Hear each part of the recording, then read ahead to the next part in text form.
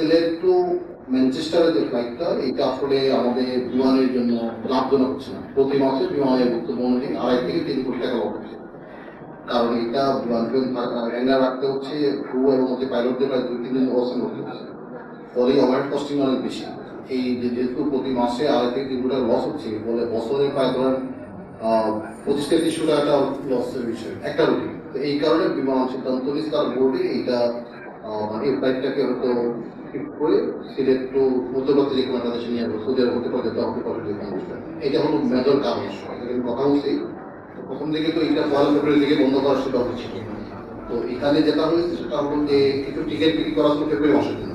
তো এটা আমি কথা বলছিলাম যে যারা প্যাসেঞ্জার যারা আছে টিকিট বিক্রি হয়েছে এগুলো তো অবশ্যই ক্যারি করা, এটা আইনগত মধ্যে টিকিট বিক্রি হয়েছে।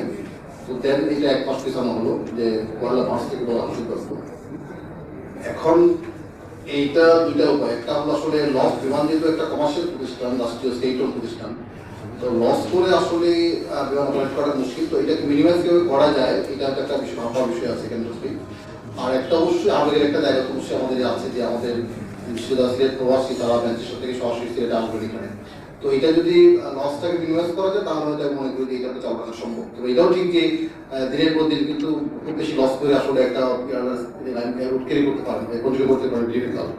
তো আমরা আশা করছি ভারত নির্বাচন করা যদি তখন যখন আসবে তখন কিছুটা বড় ধরতে ভাববে বা এটাকে আরো কোনো উপায়ে এটাকে লসটা মিনিমাইজ করা যায় কিনা প্ল্যান করতে অবশ্যই ভাববে। বাট আমি মনে করি যে এটা যদি সিলেক্ট এটা চালু থাকে তাহলে এই এলাকার যারা প্রবাসী আছে, বিশেষ করে ম্যানচেস্টার থাকেন, আমাদের সিলেটের মধ্যে তাদের জন্য খুবই সুবিধা হয়ে যায়। তো আমরা যে সার্টিফিকেটটা দিয়েছেন এটা আমি বরিষ্ঠ দপ্তরে এটা পাঠিয়ে দেবো এটা। আর সিলেটের এয়ারপোর্টের যে এক্সটেনশনের কাজটা এইটা চলমান আছে, এইটা আমরা কাজ করছি। এখানে নানা কারণে আসলে এটা দেরি হয়ে গেছে। এটা 2020 সালে কাজটা শুরু হয়েছিল, কিন্তু অ্যালাইনমেন্ট অনেকবার চেঞ্জ হয়েছে। আমরা আশা করছি আগামী হয়তো 2-3 মাসের মধ্যে আমরা ল্যান্ডে হ্যান্ড ওভার করতে পারবো। হ্যান্ড ওভার করলে তাদের কাজটা একটু স্প্রেড করবে, এটা আমি চেষ্টা করছি। কারণ এটা আমাদের প্রায়োরিটি প্রজেক্টের মধ্যে এইটা একটা।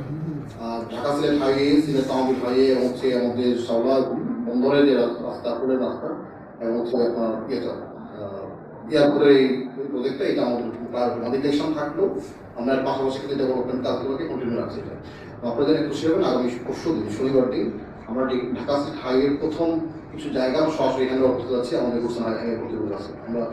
আর এর শনিবার দিন বিকালবেলা আমরা স্পটে কিছু জায়গা হ্যান্ড ওভার করবো এবং লোকজনকে প্রতি টাকা প্রদান করবো। সে আপনাদের বলা হবে।